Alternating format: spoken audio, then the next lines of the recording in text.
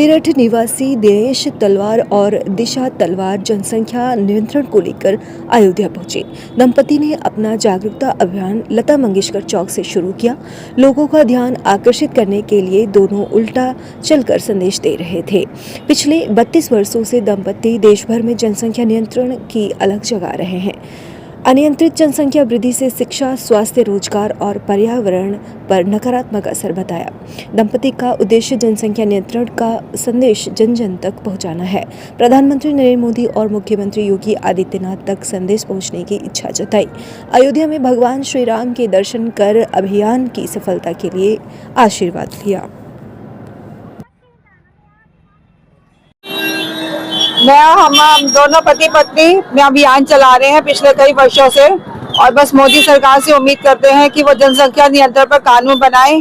हमारी उम्मीद बस अब उन्हीं से है, वो ही कुछ ना कुछ काम इस पे कर सकते हैं, क्योंकि अब तक उन्होंने जो भी अपने कार्यकाल में काम किए हैं वो और कोई भी नहीं कर सकता था, और ये भी काम जनसंख्या नियंत्रण का कानून भी वही कर सकते हैं, वही बना सकते हैं।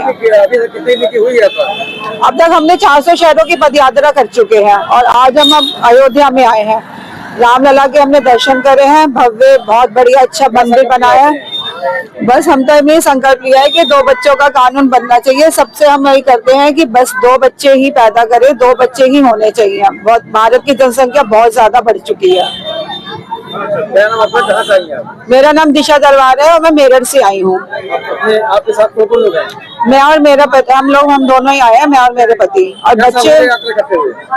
32 साल। उस शहर से आए हैं जहाँ से 1857 की क्रांति शुरू हुई थी, और हमने एक अलग 32 साल पहले जनसंख्या नियंत्रण की शुरुआत मेरठ से की थी, और अब तक 400 शहरों में घूम घूम कर लोगों से ये अपील कर रहे हैं कि अब देश में 2 बच्चों का कानून बनना चाहिए।